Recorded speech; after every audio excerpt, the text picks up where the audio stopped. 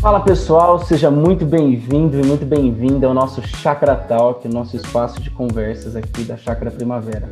Hoje nós estamos com o nosso episódio de número 39 e aqui é o João Vinícius e comigo está Ricardo Agreste. Tudo bem, Ricardo? Tudo jóia, João. Estamos chegando aí quase ao episódio 40, hein? Muito bom estar com você outra vez e sentindo falta aí do nosso querido Áquila na técnica, né? Pois é, tentei ligar para ele, tentei acordar, mas não consegui. Ele trabalhou até tarde, justificado. Nós estamos ainda com a nossa série de reflexões, Reconstrução, e a gente tem conversado, principalmente nas últimas semanas, sobre os desafios do engajamento e também sobre os conflitos que a gente pode enfrentar nesse tempo de reconstrução e como que a gente deve lidar com eles, né? Mas na sua reflexão sobre engajamento, você trouxe a questão do porquê. Esse porquê da vida parece ser recorrente, né, em várias reflexões que a gente tem feito por aqui. E até você citou a frase do Viktor Frankl, que ele fala sobre essa dimensão. Fale um pouco mais para a gente sobre isso. João, eu acho que essa pergunta, o porquê nós fazemos o que fazemos, o porquê nós vivemos como vivemos, é de extrema importância. Tanto que essa questão que é levantada por Viktor Frankl durante aí a década de 50, 60, posteriormente, mais recentemente, a Simon Sinek escreveu até um livro sobre isso, né? Enfatizando que muitas vezes a gente constrói a vida baseado no que nós devemos fazer e a gente vai se tornando pessoas altamente cansadas porque a gente faz o que faz sem ter consciência do porquê a gente faz o que faz. Algumas pessoas param um pouco, dão um passo atrás e descobrem que é importante na vida se ter processos. Quando a gente tem processos, a vida se torna um pouco mais leve, mas aí elas chegaram no como fazer o que nós temos que fazer. Mesmo assim, essa pergunta, o como fazer, não nos leva à questão mais básica e mais essencial, que vai nos dar energia, vai nos dar senso de propósito. Por isso, a pergunta mais profunda que nós precisamos fazer é o porquê. Por que nós fazemos o que fazemos? Por que nós fazemos o que fazemos, como fazemos? É o porquê que vai nos dar o senso de propósito na vida. Então, eu diria que quando você vive uma vida baseado nas tarefas, o que, ou baseado nos processos, como, mas sem a percepção da razão pela qual você faz o que você faz, como você faz, tudo se torna pesado na vida. Eu dou o exemplo do cuidado de uma criança, do cuidado que uma mãe tem para com uma criança pequena. É muito desgastante você cuidar da criança e as tarefas que envolvem cuidar de uma criança, ao menos que você se lembre o porquê você está trocando uma fralda, o porquê você está fazendo uma mamadeira, o porquê você está repreendendo uma criança quando ela faz algo errado, o porquê você está acordando no meio da noite para atender uma criança que chora. Quando nós temos a razão do porquê nós fazemos, o que fazemos, como fazemos, isso nos motiva, isso nos dá senso de propósito. Da mesma maneira, eu diria que quando a gente, como pai ou mãe de família responsável por cuidar financeiramente de uma casa, quando a gente se restringe a simplesmente trabalhar para pagar as contas, isso vai se tornando maçante, ao menos que a gente pare e pense o porquê eu estou fazendo o que eu estou fazendo. Eu não estou pagando as contas de uma casa, eu estou construindo um lar, eu estou construindo a vida dos meus filhos através da educação, eu estou construindo um ambiente onde a minha família e os meus filhos vão crescer em paz, em afetividade, ou seja, é o porquê que nos dá a motivação para enfrentarmos qualquer como e atuarmos com paixão diante das tarefas que nos parecem mais ordinárias. Quando a gente pensa nessa questão do porquê, eu lembro de algumas coisas que a gente usava em administração, quando ia montar, por exemplo, o plano de negócios de uma organização ou de um projeto. A primeira pergunta era sobre a proposta de valor, né? Qual que é a proposta de valor que esse projeto, que essa ideia vai construir, né? O porquê que isso está aqui, né? Também lembrei daquele famoso 5W2H, né? Quando a gente define o why, né? O porquê que a gente está fazendo essa tarefa. Então, antes de definir quem vai fazer, quanto vai custar e tudo mais, por quê? Se a gente não tem isso muito fixado, isso forte pra gente, como a gente vai fazer as coisas não importa tanto, né? Uhum. Sim, com certeza.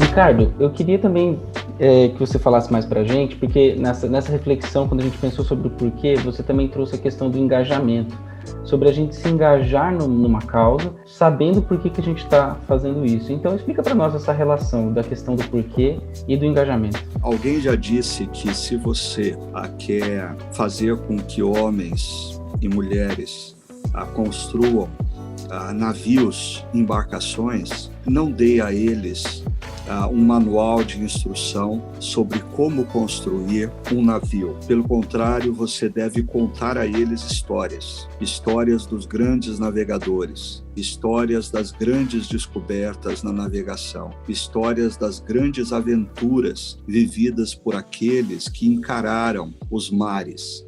E segundo essa pessoa, quando nós contamos essas histórias, as pessoas vão se apaixonar pela tarefa de construir navios, porque elas vão querer viver essas histórias. Então, a relação entre o porquê e o engajamento é íntima, né? Tanto que no livro citado, Magic, os 5 princípios que são expostos ali, o primeiro deles é essa questão do meaning, o M, meaning, senso de propósito, senso de significação. Então, quando a gente desafia pessoas ao engajamento numa causa, engajamento numa tarefa, elas jamais vão efetivamente se engajar se elas não perceberem o propósito maior, o propósito por detrás daquela tarefa ou daquele movimento. É mais ou menos o que acontece em Neemias 2, quando Neemias chega a ver a situação dos muros de Jerusalém que estavam derrubados, e ele junta o povo e primeiro mostra para o povo, faz o povo enxergar a realidade, o que eles tinham diante deles. E aí, então, quando eles enxergam a realidade, Neemias os desafia a reconstrução dos muros. Agora, a reconstrução dos muros era muito mais do que uma reconstrução física, era uma reconstrução da identidade daquela cidade, do orgulho daquela cidade, da segurança e da economia daquela cidade. Então, o vínculo entre oferecer o significado, o propósito de uma tarefa ou de uma causa com engajamento é muito importante. Ricardo, você fez menção aqui para nós dos princípios do livro Magic. Na sua opinião, qual que é o mais importante e qual é o mais complexo desses princípios? João, eu acho que, primeiro, né, só relembrando o pessoal acerca desse acróstico MAGIC, que são os princípios de engajamento proposto por Tracy Matey. O M é o meaning, significação, o A é autonomy, autonomia, o G, growth, crescimento, o I, impact, impacto, e o C, connection, que é conexão. Desses 5 princípios que o autor defende que são altamente importantes para que colaboradores se engajem no trabalho, se engajem numa causa, eu creio, João, que o primeiro deles é o mais importante, a significação, a senso de propósito. Enquanto as pessoas não entendem o porquê elas estão fazendo as tarefas ou o porquê elas estão se envolvendo nos processos, como a gente disse anteriormente, tudo parece se tornar muito pesado. E eu diria que Nós precisamos, como líderes, seja em organizações, igrejas, empresas, constantemente relembrar as pessoas do porquê elas estão fazendo o que elas estão fazendo. Eu me lembro de uma experiência que o pastor Wene Cordeiro, um pastor de uma igreja no Havaí, conta que ele chegou um domingo pela manhã na sua igreja, ele não tinha responsabilidade naquele domingo de pregar, então ele passou a conversar com pessoas que estavam atuando nas mais variadas áreas da igreja como voluntários. Ele parou diante de uma mulher que estava na recepção, perguntou: o que você faz aqui, querida? E ela respondeu: eu cumprimento as pessoas que estão chegando. Aí ele respondeu para ela: não, minha querida, você faz muito mais do que isso, você precisa perceber que Deus está fazendo uma obra na vida dessa pessoa, e essa pessoa, nessa manhã, pode ser transformada pelo Evangelho de Deus, e você é o primeiro passo nesse processo. A maneira como você a cumprimenta, a maneira como você sorri, pode abrir o coração dessa pessoa para a mensagem que ela vai ouvir. Aí ele parou diante de um dos músicos e disse: o que você faz aqui? E o músico respondeu: eu toco teclado. E ele disse: não, meu querido, você faz muito mais do que isso.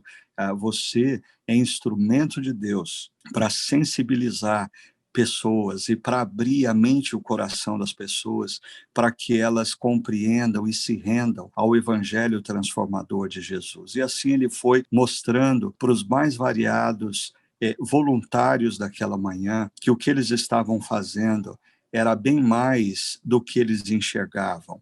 Então, para mim, o ponto principal e o mais importante princípio aí do MED, é esse primeiro, o dar significado, o mostrar o propósito do porquê nós fazemos o que fazemos. Agora, eu acho que o mais complexo é justamente o segundo, autonomy, que seria autonomia. O autor ele é muito claro em dizer que isso não significa que um colaborador dentro de uma empresa tem a autonomia de fazer o que bem entende, a hora que quiser e como quiser, né?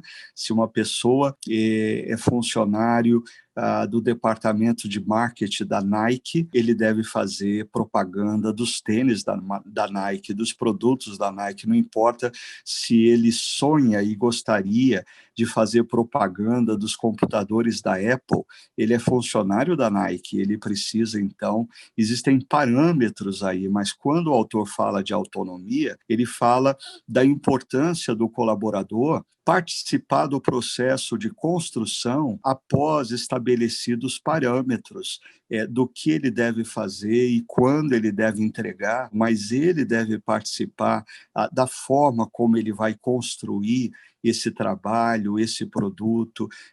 Eu creio que na igreja isso também é muito importante. Tanto na minha primeira experiência como pastor, na igreja de Pirituba, como na segunda experiência que eu tive na Chácara Primavera, eu percebo que os melhores momentos que nós vivemos como igreja e o momento onde as coisas mais aconteceram foi justamente quando as pessoas decidiram participar do processo.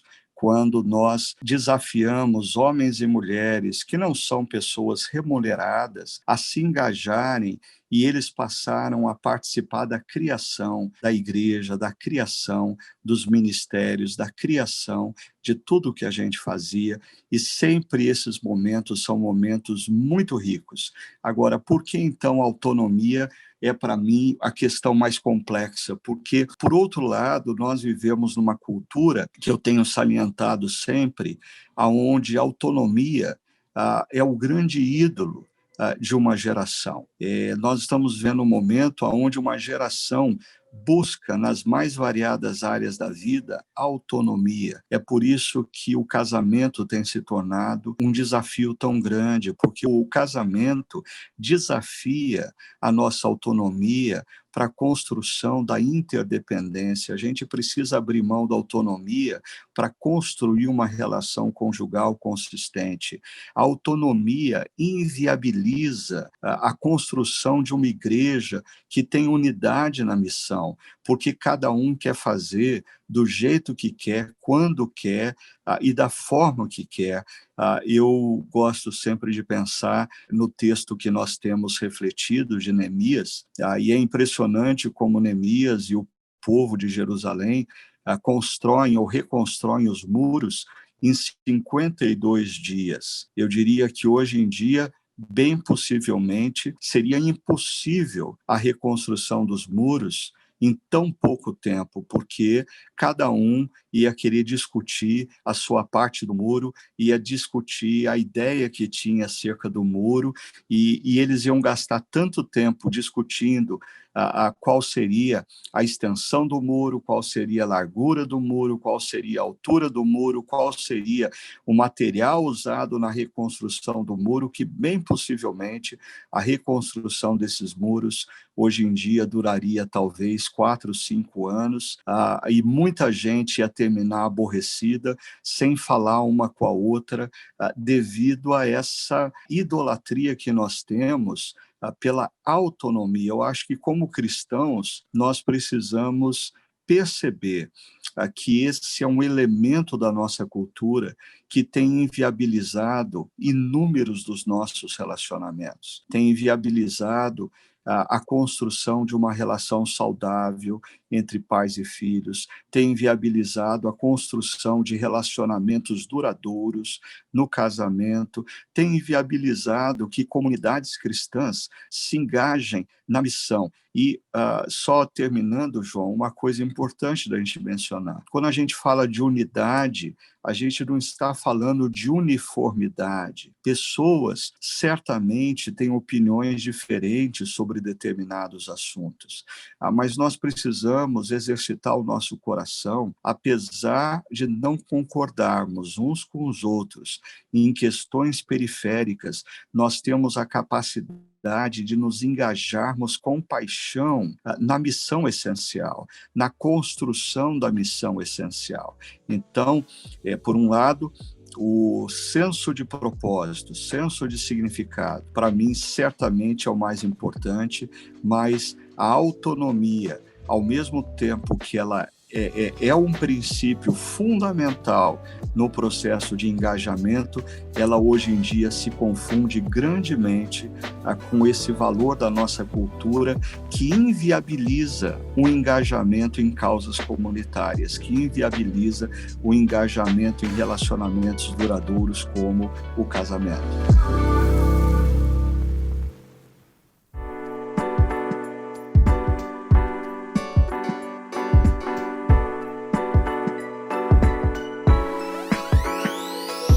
Eu estava pensando aqui sobre como que realmente essa questão é séria, a questão da autonomia e de como, até que ponto lidar com a autonomia, porque para a nossa geração, autonomia, quando vem essa palavra chega a nós, a gente pensa que é fazer tudo que a gente tem na cabeça, com liberdade para errar o tempo todo, e quando a gente se frustra porque isso não existe, isso gera grandes problemas. Mas então eu quero te perguntar o seguinte, pensando nisso, assim, que existe essa questão relacionada à autonomia, que existe talvez essa questão mais grave até com a geração atual, que tem assumido postos de importância e de influência nesse momento. Como pastor de uma comunidade que tem muita influência no Brasil, como que você tem lidado com isso? Pensando no desafio da unidade da igreja e na missão, como lidar com o significado, com a autonomia, talvez também com os outros itens ali do Magic? O que você tem feito? Primeiro, eu não sei, João, se eu tenho conseguido fazer, mas eu tenho tentado ao longo dos anos. Eu sempre disse nas mais variadas reuniões e círculos da nossa comunidade que a Chácara Primavera ela tem uma grande virtude que é também o seu grande problema. A grande virtude é que nós temos uma comunidade formada por pessoas espetaculares, por pessoas altamente capacitadas nas mais variadas áreas de atuação profissional. Muitas das coisas que aconteceram nos últimos quase 20 anos de Chácara Primavera são decorrentes dessa qualificação das pessoas qualificadas para realizarem trabalhos e tarefas na área da música, da tecnologia, do cuidado de crianças, de adolescentes, de recepção de pessoas, enfim, essa é a nossa principal virtude. O nosso principal problema e desafio é justamente que, às vezes, pessoas hoje em dia altamente qualificadas numa determinada área, tem muita dificuldade de construir junto com as outras, porque quando nós temos um projeto em mente, colocamos 4 pessoas muito bem formadas naquela área, cada uma tem o seu caminho, nenhuma delas quer negociar com a outra determinados caminhos, e isso muitas vezes faz com que um projeto perca o seu timing, ou um projeto não venha a ser viabilizado. Então, eu creio que como comunidade cristã, nós precisamos perceber que os dons que Deus nos deu são as virtudes que nós temos para fazer a obra que Deus tem colocado diante de nós.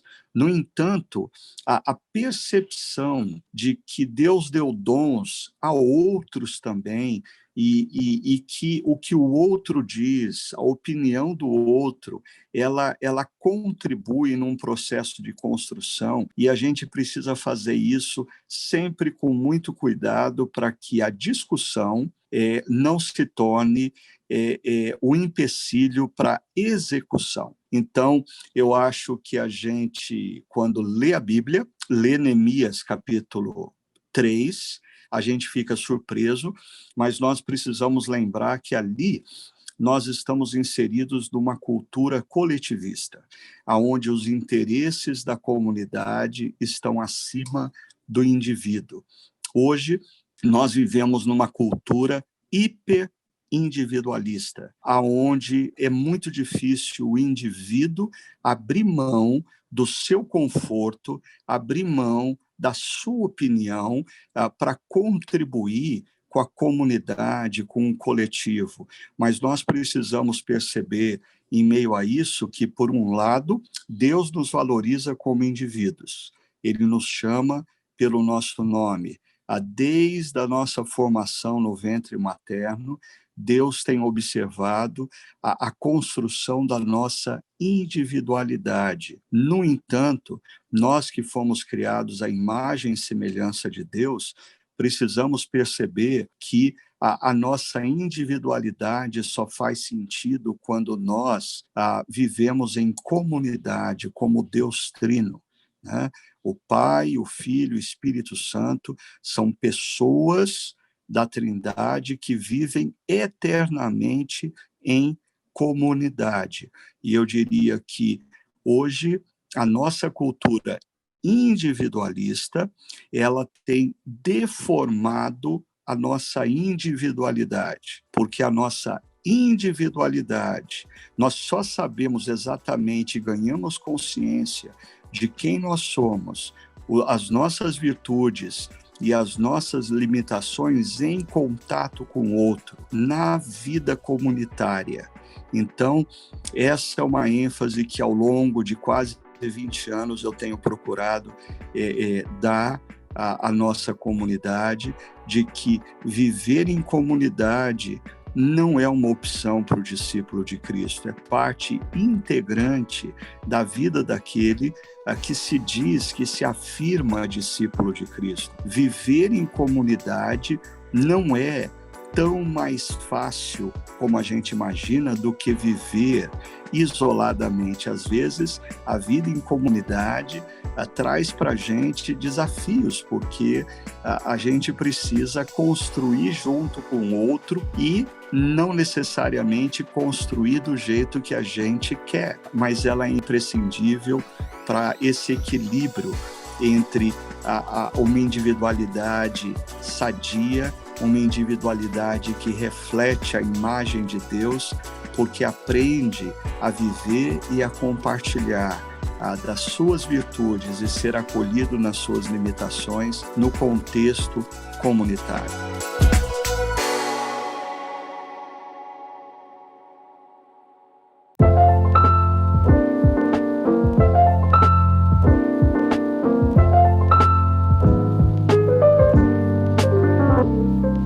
Ficou aqui algumas, como a gente chama, punchlines, né? Algumas frases de efeito aqui. Essa, como a nossa cultura individualista tem deformado a comunidade, né? E realmente a gente precisa ficar muito atento. Mas Outra coisa que eu acho que a gente precisa ficar atento e que você trouxe para nós são quanto aos conflitos que a gente vê. Você citou os nobres de Tecoa como um exemplo de opositores e causadores de conflito que estão presentes ali no empreendimento de reconstrução de Neemias, né? Essa figura, essa imagem dos nobres de Tecoa, eles vão sempre estar presentes? A gente sempre vai encontrar conflito e oposição?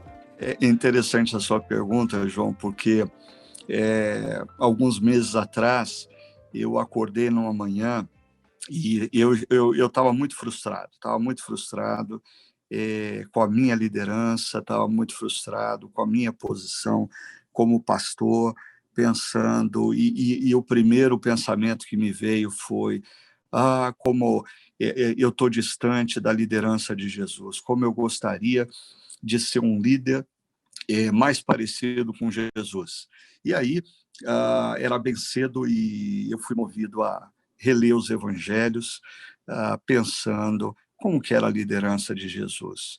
E aí eu fui me deparando com o fato de que Jesus, sendo Jesus, ele tem os escribas e fariseus como constantes opositores, que estão sempre tramando contra a vida dele, por mais que Jesus fosse a encarnação do amor, os escribas e fariseus olhavam para Jesus com raiva, com ódio, e Jesus, depois de se dedicar intensamente 3 anos, ele é traído por um dos seus discípulos, e no momento mais complexo da sua caminhada terrena, naquele Monte das Oliveiras, no momento em que ele chama 3 discípulos para perto, dizendo: fiquem comigo, orem comigo, os caras não são capazes de permanecer com ele, ele fica sozinho, e ele vai enfrentar a cruz, e aqueles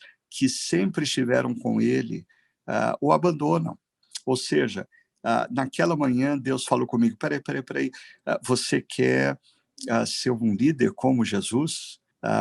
Então, o que você espera sendo um líder como Jesus? Se Jesus, sendo Deus encarnado, ele teve opositores, ele teve decepções nas relações, ele teve conflitos, por que nós não vamos ter? Então, é uma ilusão nós acharmos que nós vamos viver a vida sem conflitos. Eu até diria que, assim, pessoas que dizem que não tem conflito, bem possivelmente são pessoas que tomaram a decisão de viver a vida de maneira apática, de viver a vida sem causa, de viver a vida sem propósito e sem valores.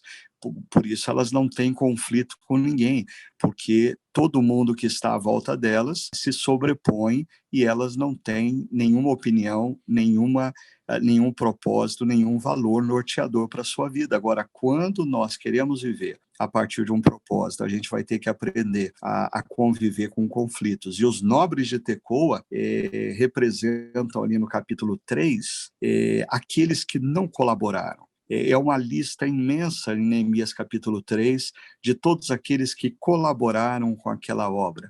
Mas os nobres de Tecoa se negaram a se submeter à liderança de Neemias, se negaram a participar do processo. Talvez os nobres de Tecoa não concordavam com a largura do muro, não concordavam com a altura do muro, não concordavam com o tipo de pedra que estava sendo usado na reconstrução dos muros, mas por causa de alguma tolice, eles ficam de fora daquela obra, e a gente tem que tomar cuidado para, ao longo da vida, diante dos desafios que emergem diante de nós não nos tornarmos nobres de Tecoa e perdermos o timing da história, perdermos o trem da história, deixarmos de nos engajar nas causas de Deus. Agora, nós precisamos aprender a lidar com os nobres de Tecoa, e aí é o desafio de aprender a administrar e lidar com conflitos de maneira sadia.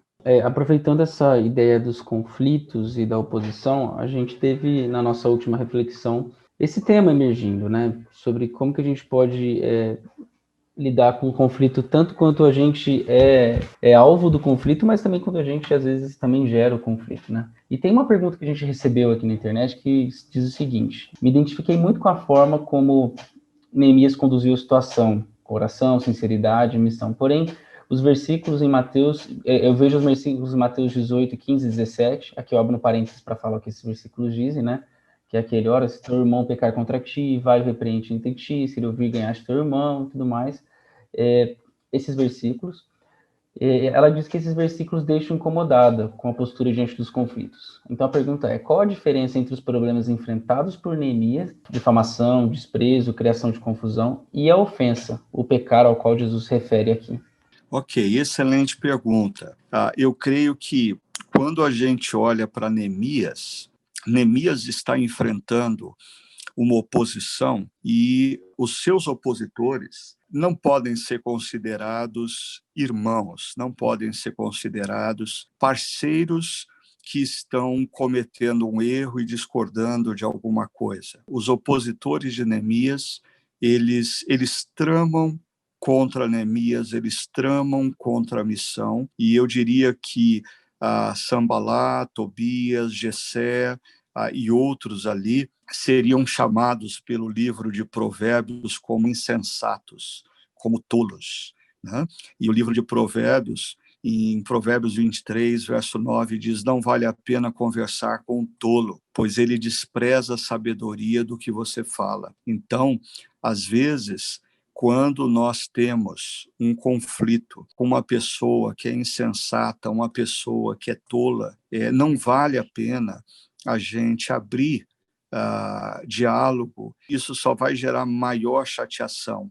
Então, em determinados conflitos, o que a gente tem que fazer é relevar, acolher a pessoa na insensatez e no coração perdoar. Agora, Mateus 18 fala de uma outra situação, que é quando eu tenho uma relação de irmandade, eu tenho uma relação de caminhada cristã com uma pessoa que está cometendo um erro. E esse erro que essa pessoa está cometendo não necessariamente é contra mim. Esse erro pode ser contra a própria vida dela, pode ser contra a vida de uma outra pessoa, e certamente, se ela está cometendo um erro contra a vida dela ou contra outra pessoa, ela está cometendo um erro contra Deus. E Mateus 18 diz que eu, como irmão, sou responsável por criar a situação para conversar com essa pessoa sobre esse erro que ela está cometendo.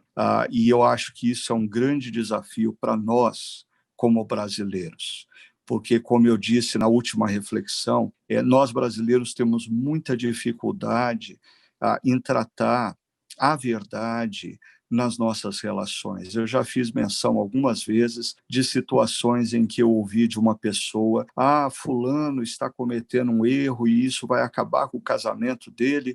E eu disse: mas por que você não conversa com ele?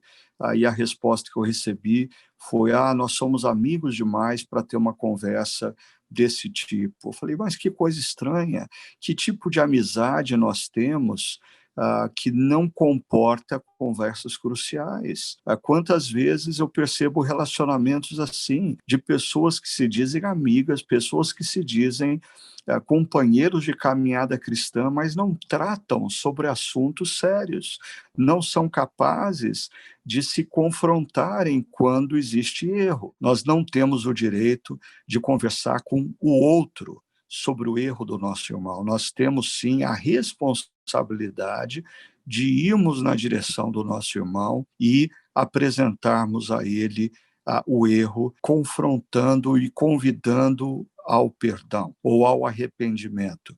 E aqui é muito importante a gente conjugar, como a Bíblia diz, verdade em amor. Nesse tipo de conversa, em nome da verdade, nós não podemos faltar com amor, mas na vida, em nome do amor, nós não podemos faltar com a verdade.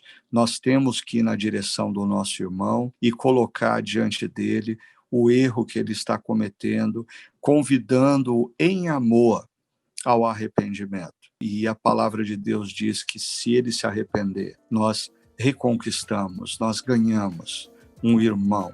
Ou seja, as nossas relações se tornam efetivamente mais profundas, mais verdadeiras, quando nós começamos a tratar a verdade em amor e cuidar uns dos outros. Então, no caso de Neemias, ele está lidando com pessoas insensatas e ele precisa se prevenir do ataque dessas pessoas. Mateus 18 está falando da nossa responsabilidade de ir na direção de um irmão que está cometendo um erro e termos a coragem de falarmos com ele, fazendo uso da verdade, sem deixar qualquer dúvida do quanto nós o amamos e o queremos bem.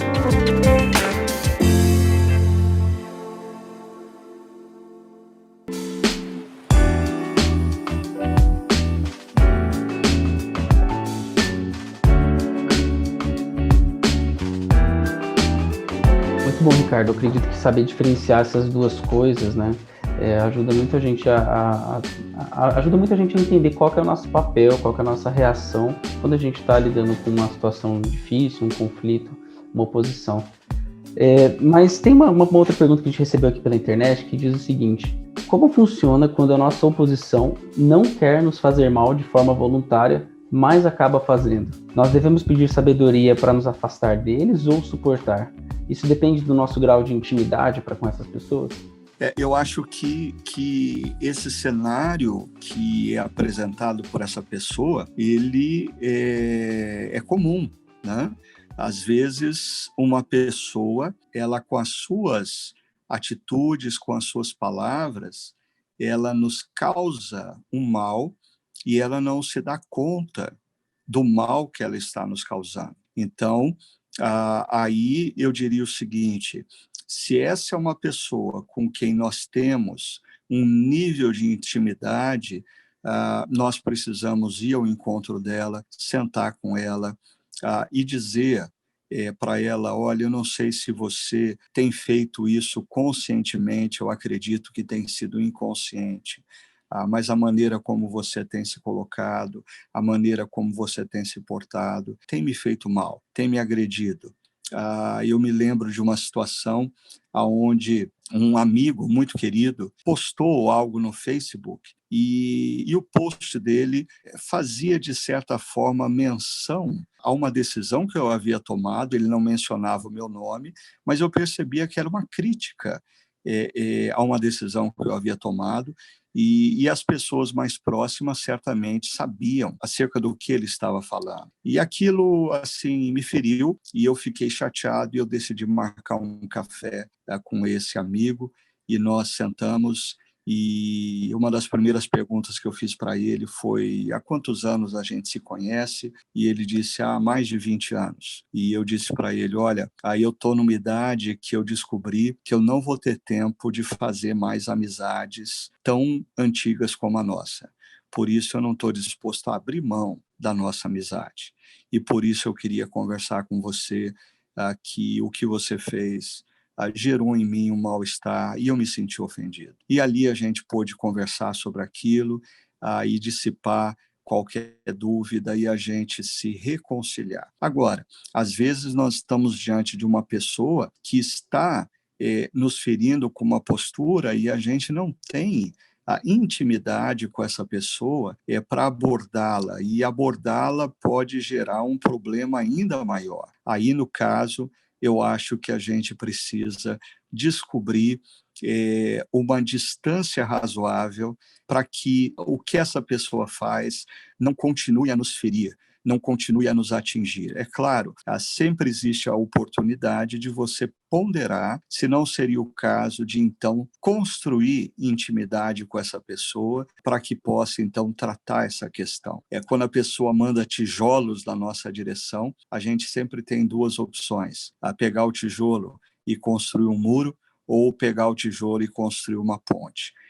Essa pessoa que fez essa pergunta deveria ponderar se existe a possibilidade da construção da ponte. Agora, se não existe a possibilidade da construção da ponte, eu acho que a gente tem que ser prevenido, a gente tem que manter uma distância daquele que nos faz mal, porque a sabedoria aponta para nós a necessidade da gente discernir quando a gente está lidando com pessoas que contribuem com a nossa caminhada e pessoas que não contribuem com a nossa caminhada.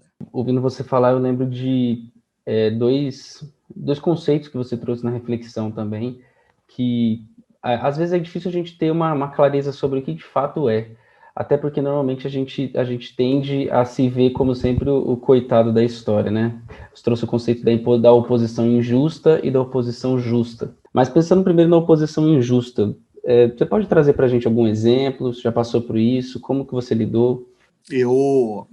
No começo do meu ministério pastoral, na igreja de Pirituba, eu era um jovem pastor de 22 anos de idade, e eu me lembro quando, numa das primeiras pregações, uma igreja tradicional, então eu tinha que sair enquanto o órgão tocava e ficar na porta cumprimentando todas as pessoas que por ali passavam, e uma das pessoas que passou ali foi um presbítero, um dos presbíteros mais antigos da igreja, o presbítero Aldamiro Sibinelli. E o presbítero Aldamiro, ele tinha sido por muitos anos ancião da Congregação Cristã do Brasil, um homem bem tradicional nos hábitos e costumes, e ele me cumprimentou e ele tinha uma Bíblia na mão, e ele olhou para mim e disse assim: meu filho, se você quiser fazer qualquer mudança nessa igreja, vai ter que estar baseado nesse livro aqui. E bateu 3 vezes na Bíblia dele. E o senhor Aldamiro tinha, assim, uma postura que me lembrava muito a postura de um militar. E eu, um jovem de 22 anos, diante de um presbítero que já beirava os seus 80 anos de idade, me dizendo e olhando nos olhos, eu me lembro que eu pensei comigo: meu Deus, aonde foi que eu me meti? Eu vou ter problemas com esse homem. E, para minha surpresa, eu passei com regularidade visitar o seu Aldamiro. Ele era viúvo, e nós nos assentávamos na varanda da casa dele, e ele começou a me contar as histórias da igreja, as histórias como a igreja tinha sido fundada, as histórias das pessoas com quem ele se relacionou ao longo de anos na igreja, e gradativamente o senhor Aldamiro se transformou num querido mentor, ou seja, de uma pessoa que fazia oposição, ele se tornou uma pessoa que eu reconheço que me ajudou grandemente na vida. E essa é uma coisa que eu sempre digo para jovens pastores: necessariamente oposição não é algo ruim. A oposição muitas vezes nos torna melhor, porque a oposição faz a gente avaliar se o que a gente está fazendo tem consistência. A oposição faz a gente tomar cuidado para o que a gente está fazendo, a gente fazer da maneira correta, a gente fazer com excelência. Então, eu sempre me lembro do seu Aldamiro como alguém que me parecia, num primeiro momento, uma oposição injusta, mas a proximidade, a amizade fez com que eu percebesse que ele se tornou uma oposição, era uma oposição justa, na verdade, e ele me ajudou a amadurecer e me ajudou a caminhar como pastor.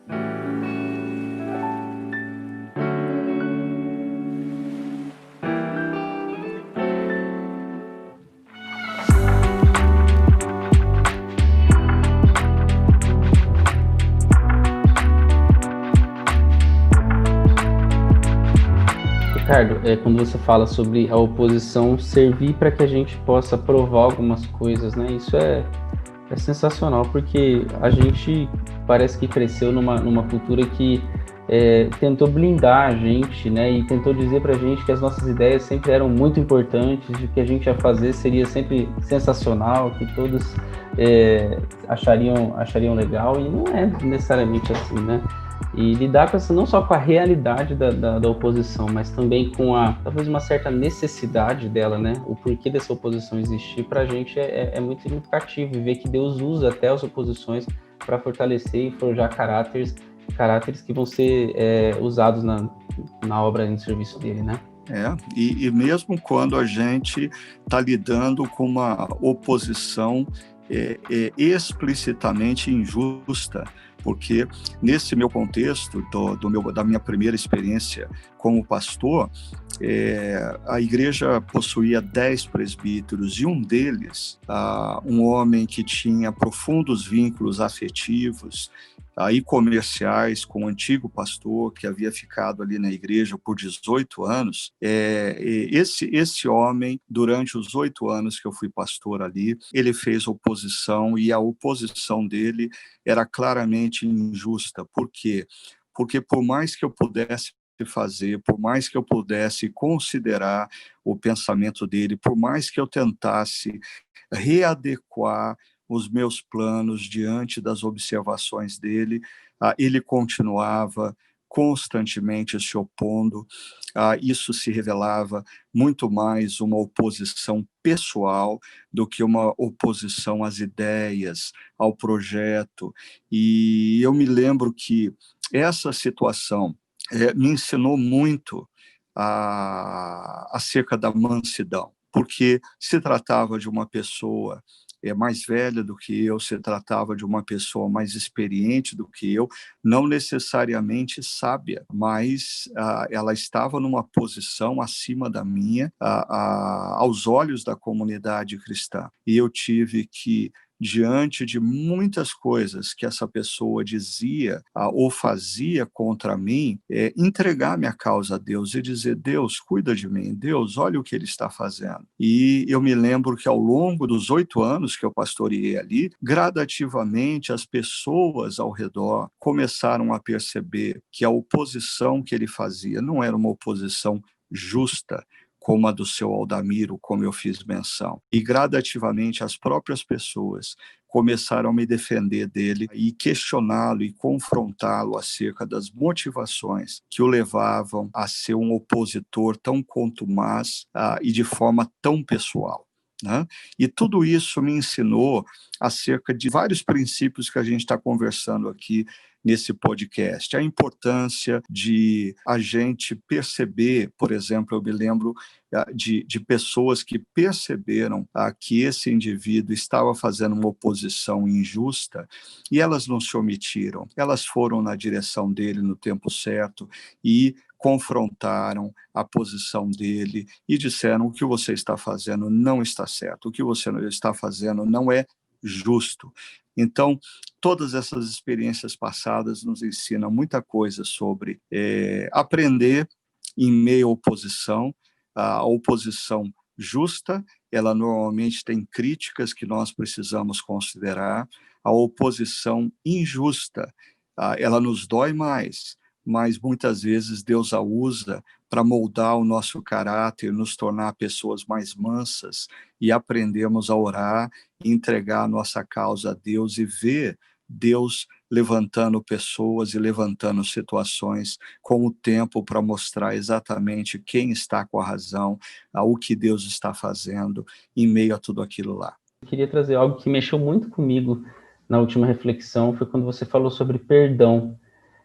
Porque perdoar, a gente entende que é uma orientação bíblica, faz parte da oração que Jesus nos ensinou, a dimensão do perdão, tanto aquele que a gente oferece para o outro, quanto aquele que a gente pede, mas parece ser muito complicado perdoar, né?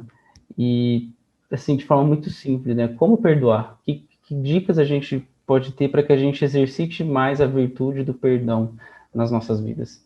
Bom, eu creio que, João, em primeiro lugar, a gente precisa perceber que o perdão, ele é um benefício a quem perdoa. Ele não é necessariamente um benefício ao perdoado. Por que eu digo isso? Porque uma pessoa pode ter me ofendido, uma pessoa pode ter me ferido, e eu tomo a decisão no meu coração de perdoá-la. Ela nem tem consciência da ofensa que ela causou, do nível de estrago que ela gerou na minha vida, e eu posso até nem ter a necessidade de sentar com ela, e eu acho que eu não devo fazer isso, porque às vezes não faz sentido você sentar com uma pessoa que não tem consciência do dano que causou na sua vida para dizer: eu te perdoo. Isso pode gerar mais problemas do que solução. Mas quando você, no seu coração, perdoa essa pessoa, você se liberta, porque a amargura, ela escraviza. A amargura, faz com que nós nos tornemos reféns do nosso ofensor. Mas o perdão nos liberta das garras do nosso ofensor. Então, eu diria que o perdão, ele tem um processo. Primeiramente, você precisa identificar quem lhe ofendeu e o que essa pessoa fez. Da mesma maneira como eu não acredito em pedidos de desculpa que passem por essa frase. Eu queria te pedir perdão por qualquer coisa. Perdão por qualquer coisa é perdão por nada. Então, pessoas que pedem perdão por qualquer coisa, elas estão pedindo perdão por nada. Então, quando você oferece perdão, você precisa ter muito claro na sua mente o que te ofendeu, o que essa pessoa fez. Eu tenho, às vezes, o hábito de escrever isso, escrever o nome da pessoa que gerou no meu coração mágoa e procurar descrever para mim mesmo o que ela fez que me feriu. Aí, quando eu escrevo, eu tenho a possibilidade até de refletir quão legítimo é aquele meu sentimento, porque muitas vezes, ao escrever e ao refletir, eu chego à conclusão que a minha mágoa é sem sentido, que a pessoa não teve intenção e o que a pessoa fez não foi, de fato, mal para mim. Eu interpretei como mal, mas não foi mal. E aí eu tenho que diluir essa amargura do meu coração sem a necessidade, inclusive, de exercer o perdão. Mas a palavra de Deus diz, se alguém tem motivo de queixa contra alguém, perdoe. Então, quando eu escrevo o que uma pessoa fez e eu chego à conclusão que a ofensa foi real e que a minha amargura é legítima, aí eu tenho que lembrar que a palavra de Deus diz, caso eu tenha motivo de queixa, é justa a minha queixa, é legítima a minha amargura. O que eu devo fazer? Perdoar como Jesus me perdoou. O perdão, quando nós olhamos para o ofensor, parece ser uma recompensa que a gente vai dar ao ofensor pelo que ele fez de mal contra a vida da gente. Mas então a gente tem que olhar para a cruz, porque quando a gente olha para a cruz de Cristo, a gente percebe que, na verdade, nós somos ofensores, que fomos alcançados pela misericórdia de Deus.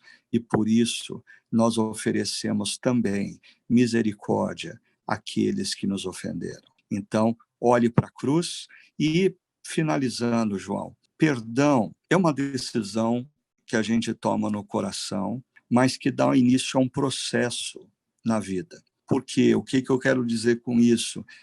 Eu acho que em inúmeros momentos nós vamos ser assaltados novamente pelo sentimento de amargura para com a pessoa, o que a pessoa fez. Nós vamos nos lembrar do que a pessoa fez. Aí o que a gente tem que fazer? Relembrar o nosso próprio coração, que nós perdoamos aquela pessoa. Até se alguém quiser ter a prática de escrever o nome do ofensor e descrever o que fez. E se você chegar à conclusão de que o que a pessoa fez foi errado, você pode escrever embaixo a sentença, culpado. E aí você olha para a cruz de Cristo. Lembre-se que você foi perdoado. Ofereça o perdão. Aí faça um X em cima do culpado e escreva do lado, caso encerrado. Caso encerrado. A pessoa foi perdoada. Se você quiser guardar esse papel, todas as vezes que o sentimento voltar a assaltar o seu coração, você pega esse papel, se lembra do que aconteceu, se lembra da sentença, mas se lembra que você deu o perdão e esse caso foi encerrado. Os sentimentos vão assaltar novamente os nossos corações e mentes, e a gente tem que lembrar constantemente que o caso foi encerrado. Perdão é uma decisão que nós tomamos no coração, mas que se consolida nas nossas vidas ao longo do tempo, na medida em que a gente relembra nossa mente e o nosso coração de que o caso foi encerrado.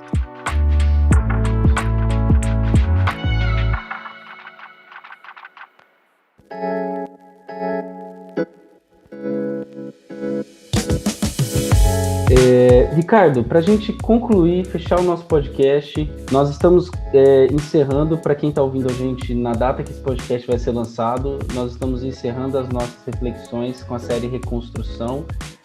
No próximo domingo agora, que segue a data de publicação desse podcast, a gente vai estar com a última reflexão e eu queria que você falasse para a gente o que vem por aí.